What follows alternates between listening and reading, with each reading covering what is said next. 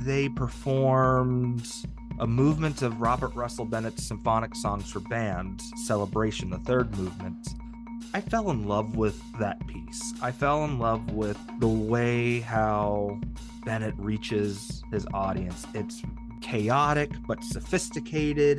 If I were to give it some type of an analogy, it's kind of like a middle school boys PowerPoint where they just add random everything that doesn't make any sense but still combines everything together in a nonsensical way.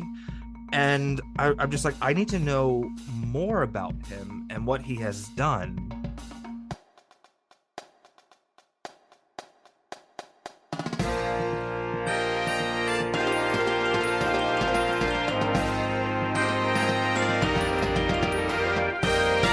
Hello, and welcome to episode 11 of the BandWagon podcast for the week of May 5th, 2024.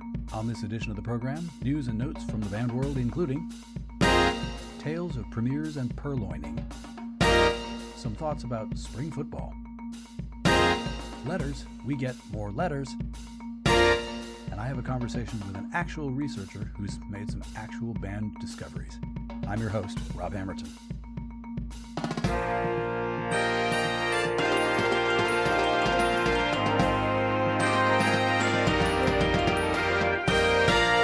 Hello, dear listener. I confess that in my little bullet point intro, I've misled you a bit. Chalk that up to wanting to keep it punchy and short. Punchy and short. I have all their albums. The second strain this week is not about football. A football event is just the context into which I get to throw a shout-out to some band friends of mine. A shout-out which doubles as a tale about being good hosts and about how once we're all in the middle of the band experience, or a band experience, age kind of goes out the window and we're all in it together. So, adjust your neck strap and away we go. Let's play the first strain.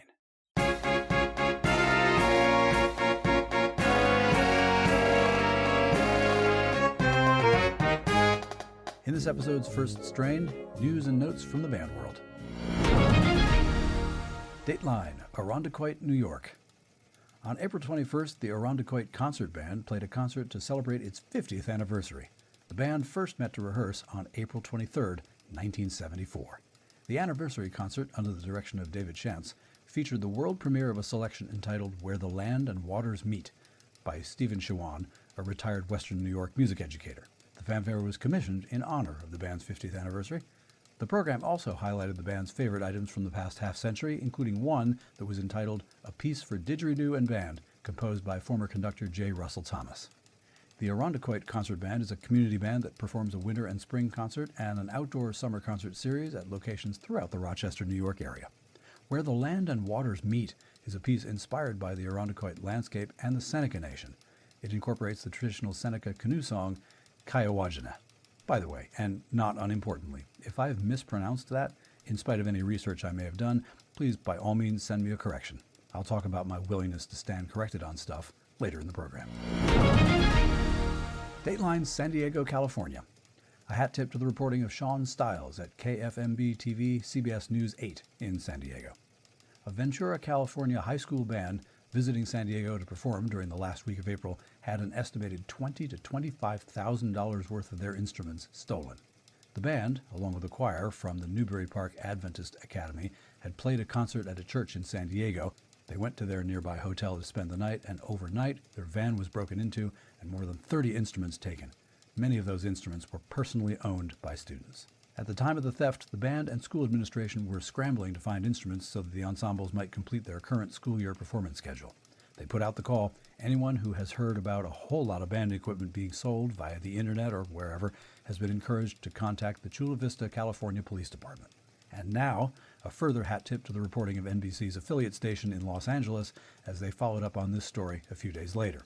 According to the Newbury Park School, community members have already offered to loan them replacement instruments. Joel Albritton, the school's principal, told NBC Los Angeles that, quote, "My email inbox has presented me with people we don't know. One woman offered a clarinet to donate. We received 2 flutes in a box just yesterday and cash donations too from people we've never met." In the spirit of being a proper band community, bands helping bands and all that, as has been spoken of in previous episodes of this podcast, if you think you may be in a position to help in this situation in some way, please do visit this episode's show notes. I've included a link to the school's contact page. If you scroll all the way down to the bottom of the page, you'll find an email submission form.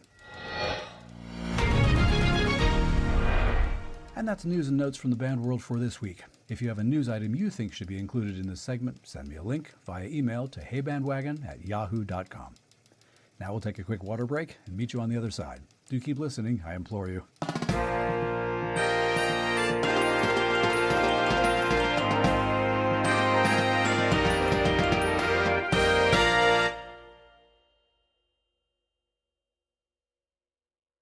Okay, let's pick it up at the second strain.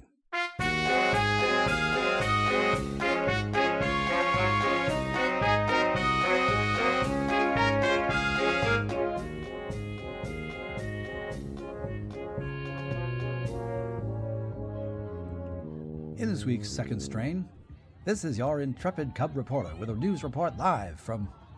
Well, I'd like to be able to say that this segment comes to you live and on location from McGurk Alumni Stadium in Amherst, Massachusetts. It doesn't, but at least I was able to record a little B-roll audio from there to make it seem like that. A couple of Saturdays ago, UMass Amherst held its annual spring football scrimmage, a curious tradition in which the football team splits into two squads, maroon and white, and plays a sort of pretend mock game in front of as many UMass football fans as want to come by the stadium and see them do their thing as they conclude spring semester workouts and run the schemes and packages and trick plays and whatever else a football team prepares as it looks ahead to the coming fall season. I have no idea what all those are, and I have no idea how they're dreamed up, prepared, or practiced, just as they have no idea how we band types dream up, prepare, or practice anything we end up putting out there on the halftime field. It's a football game with spectacularly low stakes. It's tackle, not touch football, but the tackles are designed not to kill anyone. There are referees, and at this spring scrimmage there were a lot of touchdowns called back for penalty flags, so the refs at least were taking their jobs quite seriously. But apart from that, it does look to me like a very structured practice. I think of it as whose football game is it anyway, where everything's made up and the points don't matter. Before the spring 2022 scrimmage, the athletic department apparently got in touch with the marching band office and said, "Hey, would you be interested in fielding a band for the game?" Doubtless the cheerleaders and dance team got similar phone calls. At the time, UMass band director Tim Anderson knew that the end of the semester was closing in and he wasn't going to be able to have the whole band there. So he put out a call on Facebook, basically, "Hey, any alumni who want to come to campus and kind of fill out the ranks a bit, you're more than welcome." I said, "What the heck?" packed my tenor sax into the car and drove cheerfully to campus, whereupon I discovered that the band was a decent size and that I was the one and only band alum crazy enough to accept Tim's offer. I tiptoed over to where the band was warming up outside the stadium, just in time for the warm-up to be over.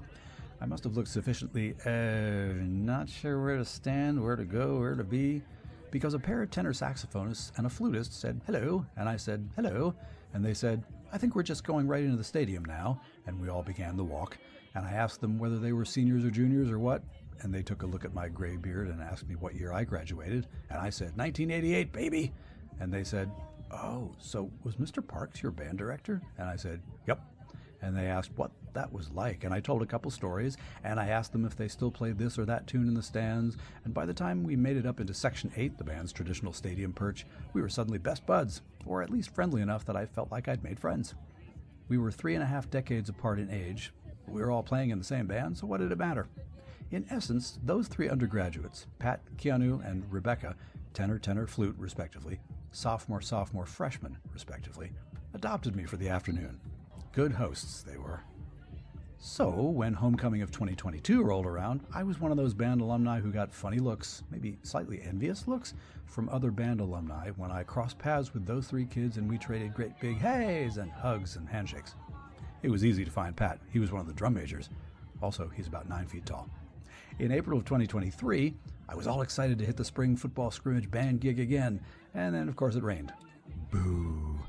But July of 2023 arrived, and with it my annual week spent teaching with the George Parks Drum Major Academy, and among the group of our collegiate helpers, which we call the Impact Team, were UMass Drum Major Pat and new UMass Drum Major Keanu, and UMass Flute Section Leader Rebecca. Of course, in the spirit of pictures or it didn't happen, at the end of the 4-day clinic we made sure to get a photo taken of the four of us together, a group that Rebecca nicknamed the Alumni Adoption Agency.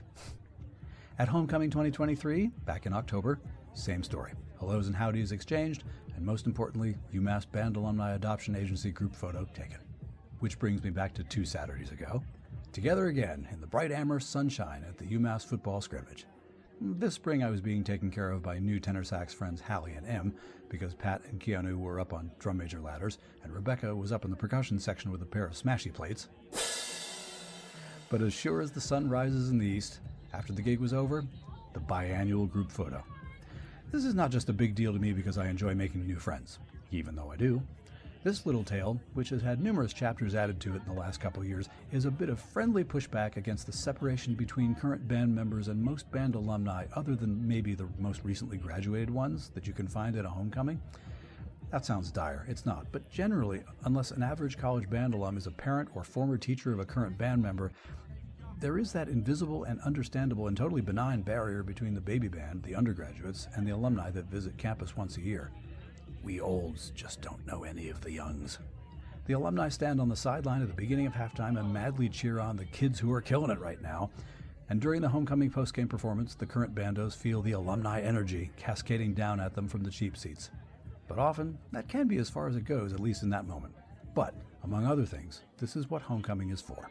Different generations of alumni connecting and reconnecting, trading hugs and handshakes and updates and old in-jokes. Thanks to happy circumstance and the willingness of the Drum Major Academy to keep me around, I'm just lucky to be able to connect and reconnect with the generation that hasn't been pestered by the Alumni Association's fundraising arm just yet.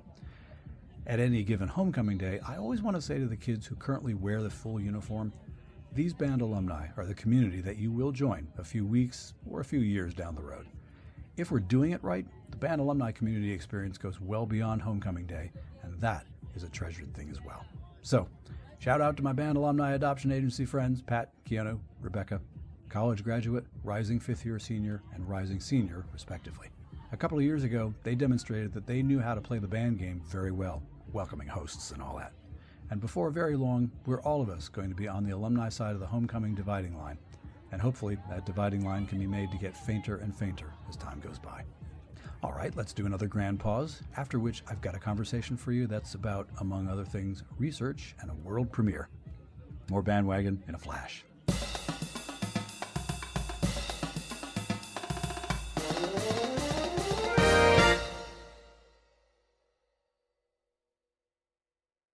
Okay, let's modulate and get into the trio section.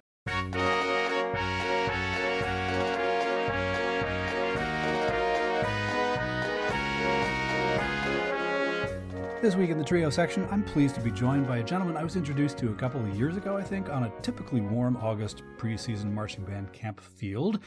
Since then, I've seen him on various podiums, and he's been part of a few groups you may recognize, but there's one project of his in particular that I found really intriguing, and I think you will as well. Welcome to the program, Richard Sargent. Hello, Richard.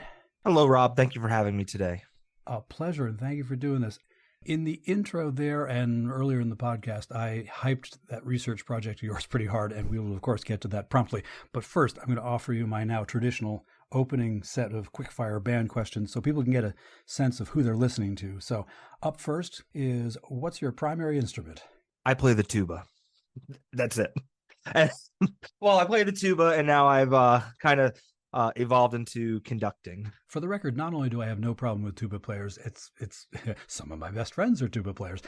The ongoing joke with tuba players is sometimes when something in real life goes wrong, all you say is, I play the tuba, and it kind of alleviates you from any responsibility. So that's kind of an inside joke for us.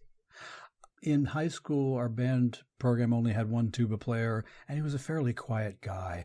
And I went to college, and I discovered what collegiate marching tubas are like. And then it was after that that I discovered, that there's this stereotype about tubas being insane people. And I've known enough of them that it's the range. So when I was in high school in Leesburg, Florida, my freshman year, we had 8 tuba players, and we were the insane section there. So it really, from what I've seen up north and down south, it's run for the course. So with that, what bands have you been active with in your life, playing or otherwise?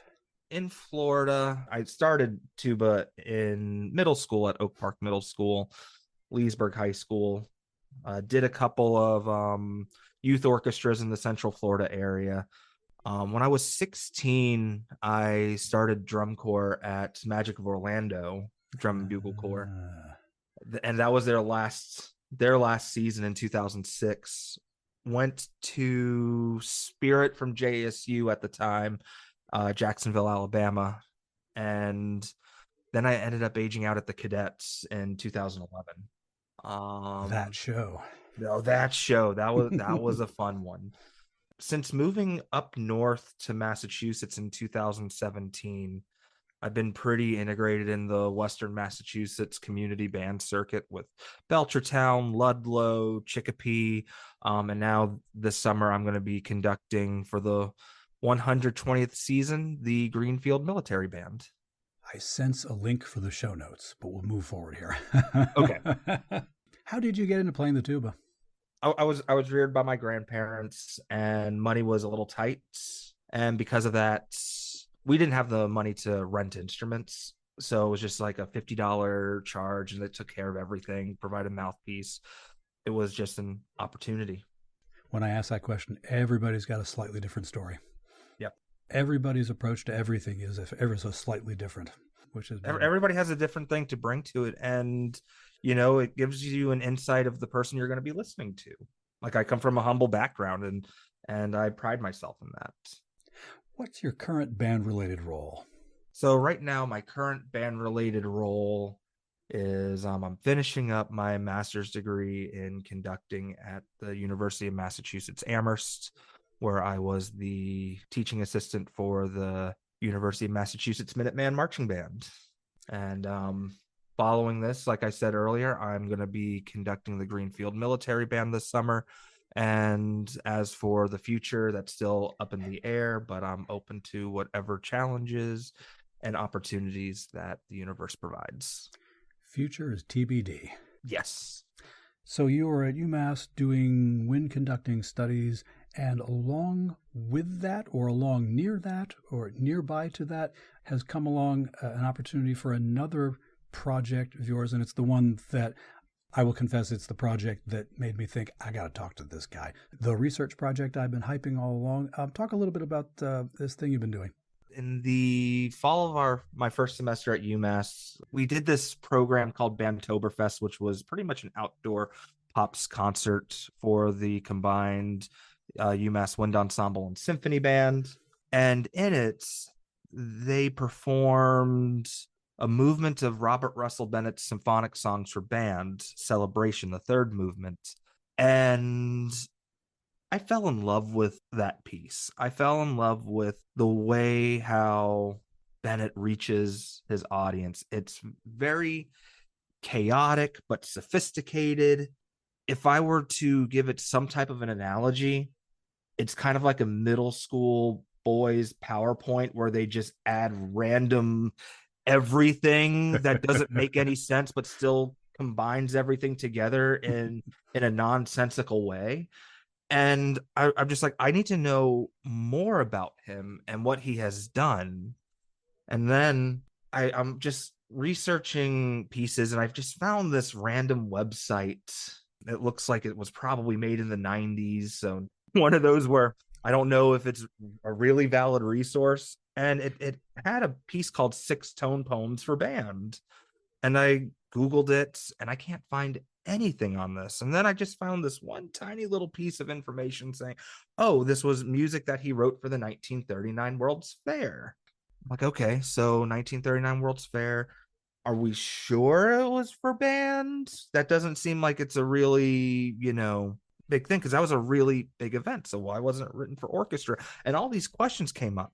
And I went to my grandfather's brother's funeral service, and in this archive in the immediate area, I just decided to go check it out. And I search Robert Russell Bennett, George Washington, because one of the pieces is called The Spirit of George Washington. And lo and behold, manuscripts not checked out. So then I'm like, this one, this one, this one. And they had them all there in its entirety. So I scanned them. I spent about 4 hours just scanning and scanning and scanning. And I got 5 out of the 6 of them completed.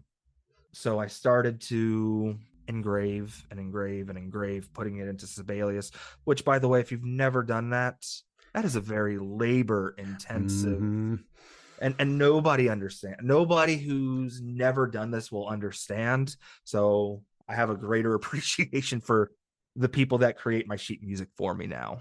Mm-hmm. And just through this, I've just encountered a side of Robert Russell Bennett that has that chaotic energy with almost a romanticism. I don't want to say elite, but this is certainly not your grandmother's Robert Russell Bennett of The Huh. Sound of Music or Oklahoma.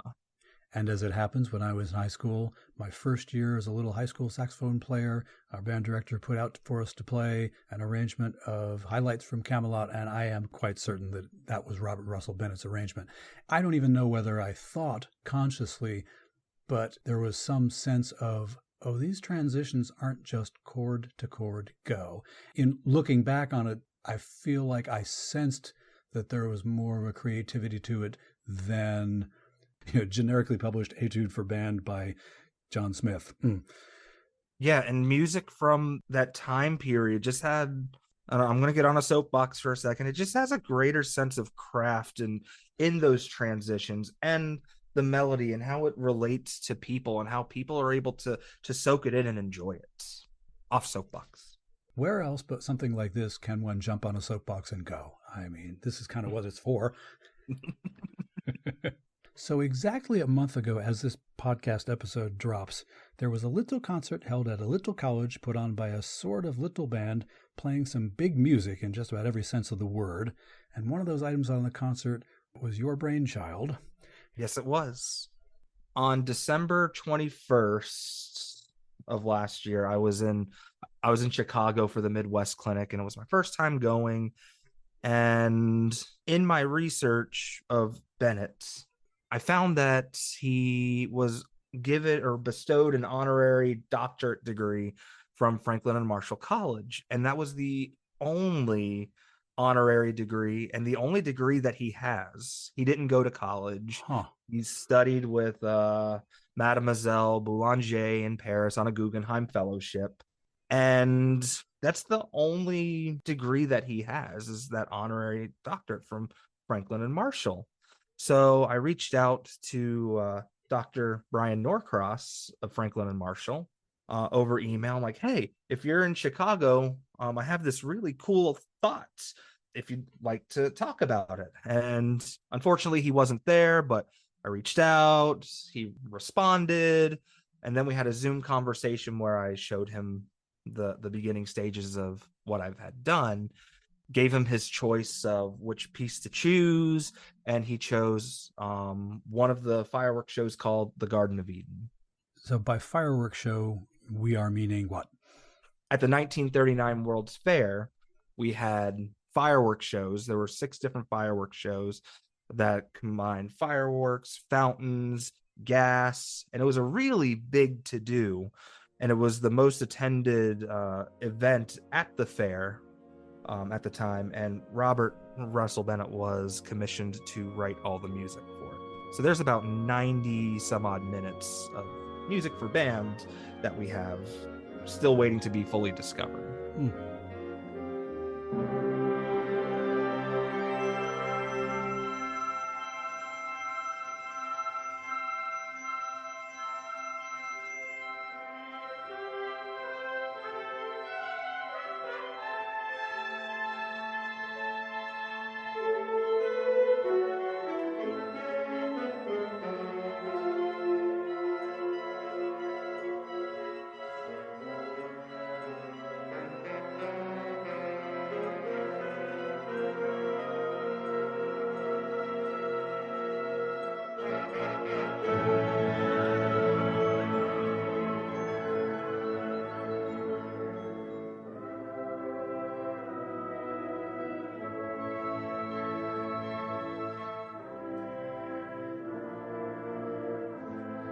He takes the biblical story of creation and just goes wild with it. He starts with God, starts to cultivate the earth, let there be light.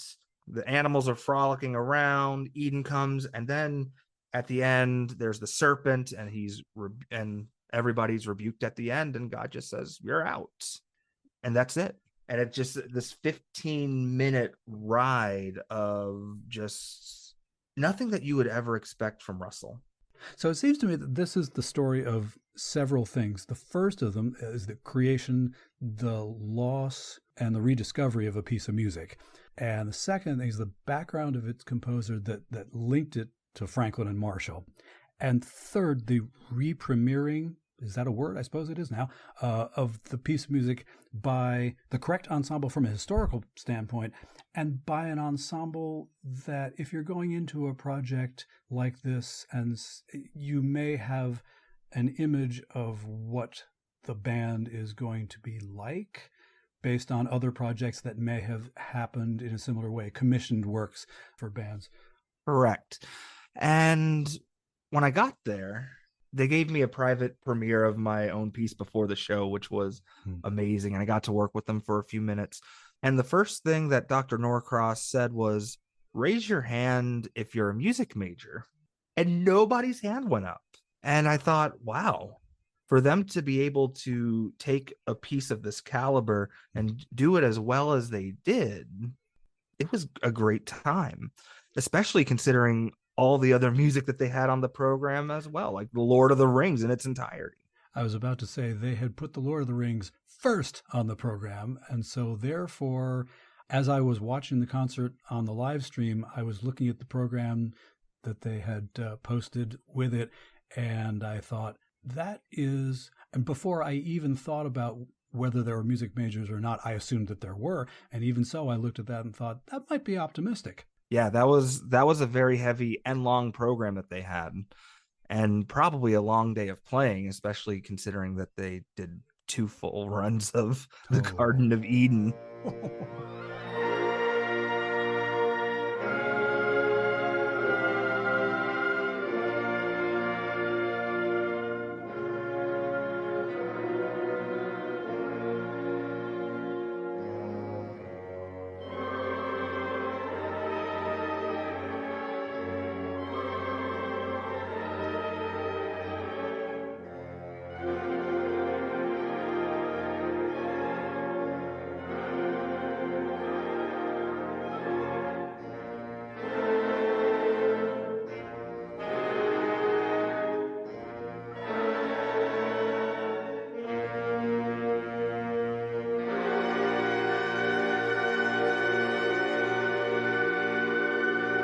So Franklin and Marshall College, according to my online digging around, is not that large of a school. So you're dealing with the people that you're dealing with. And as we say, no music majors, and all of these factors that for people who have been involved with bands, you're stacking these factors on top of each other and thinking, what could this be like? Before I saw the live stream, I just knew it was the Franklin and Marshall Wind Ensemble. I hadn't done any of the digging ahead of time, so I listened to it and I was thinking, I've been around bands enough to think in terms of, okay, there's a little bit of an intonation thing there, there's a little bit of a balance thing there, blah, blah, blah, blah, blah. And then we talk afterwards and you tell me that there aren't any music majors in this at all. Now, I was not a music major in undergraduate college life, and I know plenty of non-music majors who are good and decent players. But when you've got a band full of music majors, they all have private teachers as part of their course of study. Yep. So they all have people looking over their shoulders and pointing them in directions and crafting the sound and whatnot. So what they bring to it is going to be the difference between a public school kid who's having private lessons after school and one who's not. So it's not dumping on an ensemble to listen to it and think, okay, did you just hear that? Did you just hear that? Did you just hear that? But in the larger context, that was a whale of a performance. Yes. And I would say that it is because of who Dr. Norcross is. He was able to bring this vision of music that hasn't been performed since 1940 and bring it to these young adults that just, they're happy to be there and they love what they do. And that's exactly what I heard in that auditorium. When that second wind hits in the middle, it was a magical moment.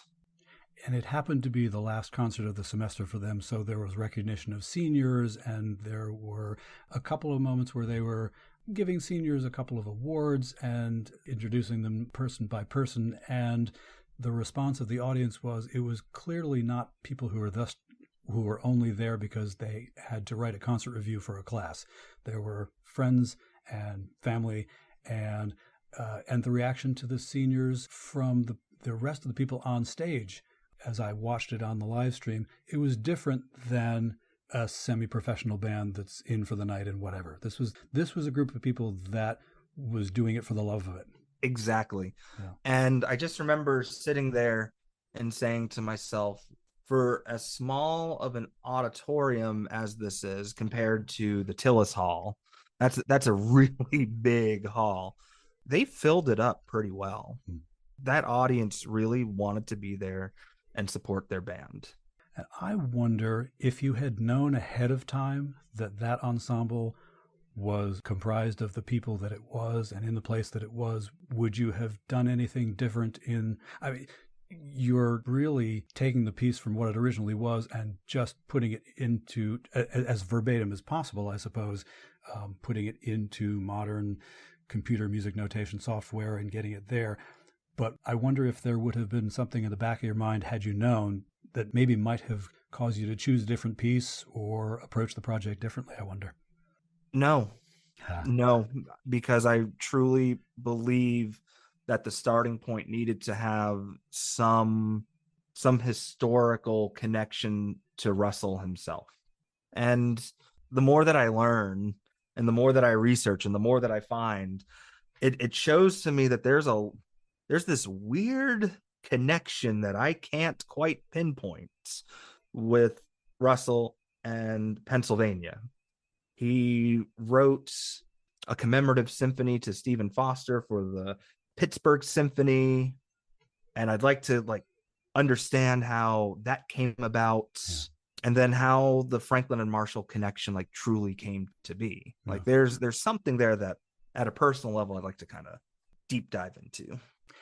Now, at this point in a composition's life, its composer often turns an eye toward the possibility of publishing it. Is there some potential for that, do you think? I believe that there is potential for publishing, although there may need to be some type of prefaced edit saying, hey, you may want to consider taking this part out, mainly because it was written for a fireworks show.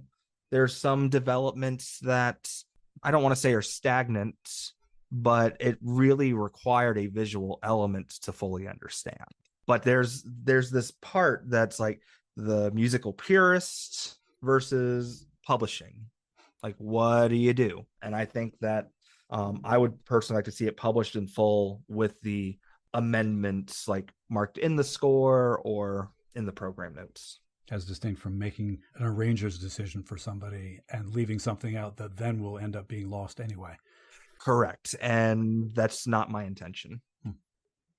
And you want to leave it as whole as you can, obviously to honor the composer who made it and the composer's estate, I suppose. I'm thinking of questions I've heard raised about the Gershwin estate and the Bernstein estate, being very careful with the music of its namesake composer to make sure that it's not misused in some way. Yeah, and that's always a bit of a difficult situation to navigate, because for me personally, if I were to make money off of this, I'd feel really because there's a little bit of a gray area with the rights as it is. But in conversations with Russell's grandson Keane, we both want the music to be performed, and we want to continue Russell's legacy, because anybody who creates music wants it to be heard and it wants to be enjoyed. And this music for the 1939 World's Fair, millions of people enjoyed it. And I think there's a few million people that could still continue to enjoy this music to this day.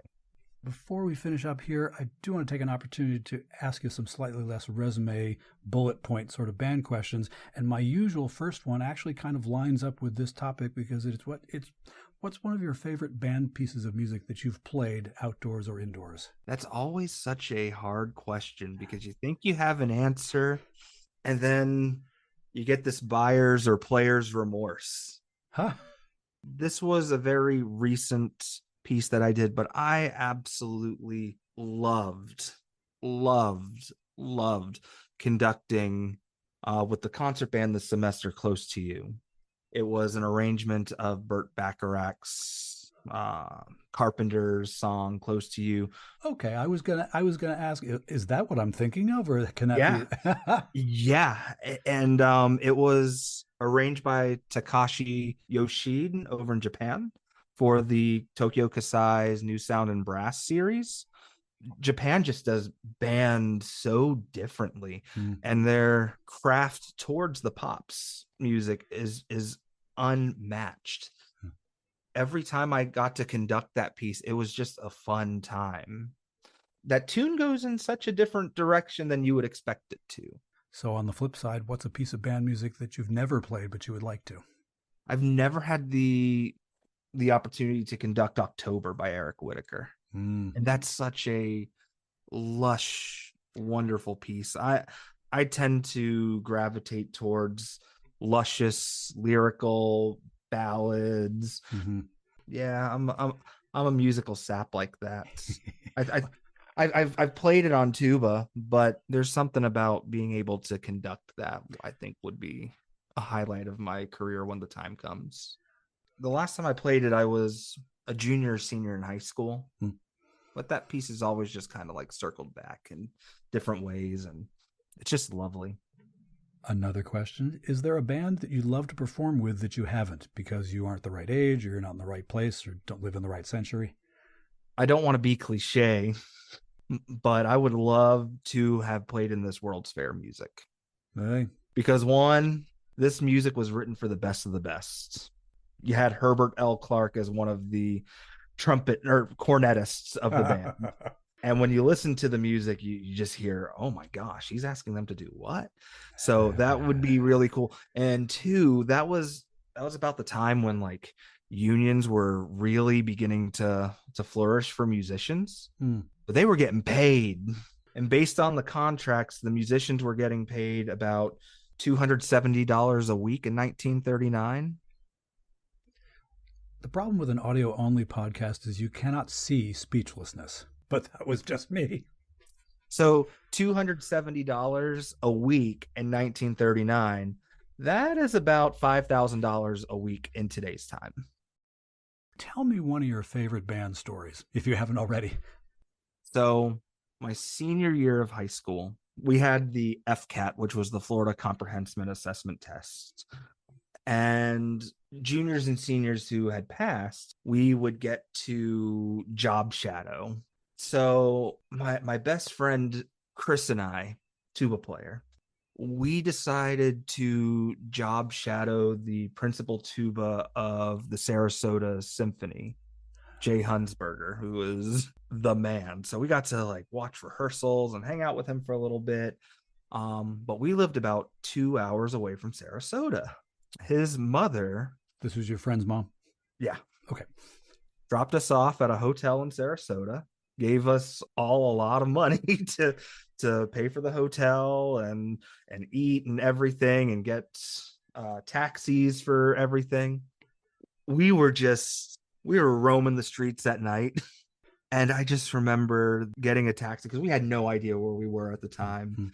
And the taxi's just like, what the heck are you two doing in the middle of Sarasota at this time of night?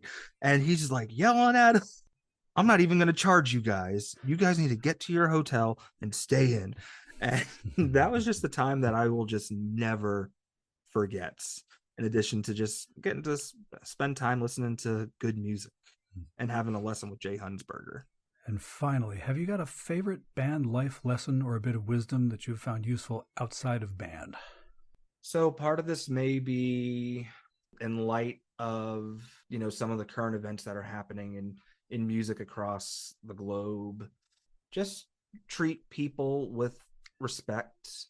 It's not sage advice, but people will respond better when they're in a respectful environment, where they don't feel as if fears or humiliation is a factor of becoming better. And plus, people learn better when they aren't under those certain conditions. And if you're laughing, you're learning. I've had the run of the gamut of different conductors, leaders, teachers, educators, whatever. And the best ones that I resonate with most are the ones that I was able to laugh with in and out of rehearsal. Well, sir, I so appreciate you agreeing to come on and talk about this project and some other stuff. There have been a number of conversations on this podcast so far on a number of band or band-adjacent topics, but safe to say not any conversations on topics quite like this one. I just find this stuff fascinating, and I hope our listenership has as well. Are there places online where people can find out more about you or your work? I'm just on Facebook. I live on Facebook, Richard Sargent. I believe my profile pictures me playing the sousaphone, so I'm pretty easy to find. That, friends, is how you know. And I just want to thank you for allowing me to share my experience, my research, and giving me the platform to share with everybody else who might find this interesting. Conductor, researcher, tubist, Richard Sargent, thanks so much for your time and your expertise, and may success follow you all around the place. Thank you very much, Mr. Hammerton. Okay, we'll pause briefly, and then on the other side of that, a bit more bandwagon. Thanks so much for listening.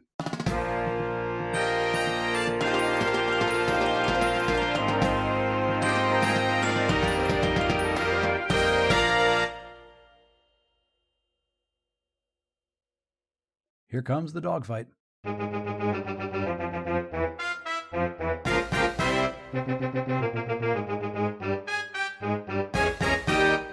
This week's dogfight is another visit to the BandWagon mailbag. Virtual mailbag. Use your imagination, I guess. Via heybandwagon@yahoo.com comes this email from Sharon. Full disclosure, this is a person whom I've gotten to know by way of my work with a local community band, an ensemble I shall speak of in more detail some other time. But for now, this note with a bit of context. In the very first episode of BandWagon, the dogfight contained an internet rabbit hole of the week, and it was His Majesty's Royal Marine Bands. And I made note of the differences that I thought I perceived between the Royal Marine Bands and the President's own, of our own United States Marine Corps. And one of the things I noted was the Royal Marines' willingness to play medleys of hits by pop singers. My example was a medley of some of Elton John's works. Holding on to that reminder, here's what Sharon wrote. Hi, Rob. Finally got a chance to listen to your podcast. Just heard episode 1. It was very interesting and good. I don't listen to podcasts much, but we'll slowly go through these. I had one comment, though, about the President's Own. They do play Elton John. Elton did a concert on the White House lawn, and the President's Own was there. They played their traditional stuff before the concert, and at the very end of the night, they played an Elton medley. And at this point in her email, Sharon included a link to a YouTube video of that concert, which I shall include in the show notes for you. And Sharon notes that the U.S. Marine Band's Elton John medley is at the very end of that video. Friends, I am all too happy to be corrected on stuff. If I misspeak, feel entirely free to politely call me on it. Nobody likes a tyrannical podcaster or one who thinks he's got all the answers. And in this case, well, Sharon is someone who knows what she's talking about, for many reasons, but I think this is a particularly interesting one. Her son is currently one of the percussionists with the President's Own. I stand corrected, cheerfully. Okay, let's take a brief break and reconvene in a few seconds to put the finishing touches on this one. Thanks for staying with me. To wrap up this week, let's take the CODA.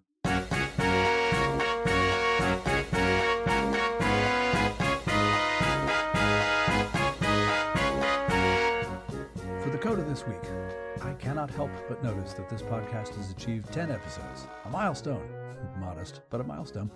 Enough of an achievement that the good folks at Podbean, who host this podcast, sent me an opportunity to download a commemorative badge celebrating 10 episodes. I suppose I could print it out and wear it. Anyway, it's an opportunity to turn around, look back, see that there actually has been a path that's been laid down, and assess. What have we learned? What works? What doesn't? What should we talk about next? What should we never speak of again? I have some thoughts, of course, and you'll be unsurprised to know that I'd like to know what you think. How are we doing so far? And by now, if you're a regular listener, you know how to tell me that. But in a moment, I will cheerfully recite the email and voicemail contact links. And, well, I was going to say, I thank the literally hundreds of people who have downloaded and listened so far.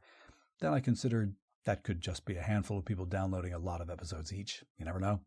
But since BandWagon has been downloaded more than 900 times since it launched, well, that's a lot of downloading per person for just a few people.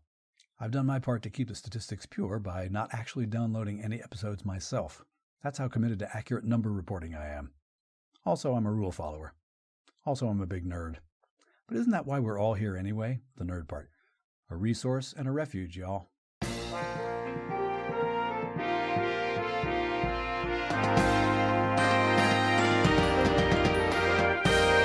That's BandWagon for this week. Thanks as always for downloading and listening. BandWagon was written, researched, and produced by your humble host. Musical interludes were produced by Hammerton Media, from source material largely by John Philip Sousa. You can listen to more episodes at our website, heyband.podbean.com. Please give me feedback. Be polite, but let me know what you like, what you think might change. Tell me your best band story, or suggest a topic for a future episode, whatever you like. You can do that using our email address, heybandwagon@yahoo.com, or leave us a 90-second voice message by going to speakpipe.com/heybandwagon. Be aware that we do reserve the right to include your message on the podcast unless you say otherwise. All those contact links and links to our news items, conversation topics, and this week's interview guest, Richard Sargent, can be found in our show notes. Please share the show on social media, and thank you for that. If you enjoy this podcast, get someone else to listen as well. Word of mouth is the best recruiting tool. And to keep up with us every week, subscribe to BandWagon on the Podbean app, Apple Podcasts, or wherever you get your podcasts. And please give us a 5-star review. It really helps other people to find the show. For now, take care, stay in touch, stay in tune, and we'll do this all again next week. I'm Rob Hammerton. Detail, go home.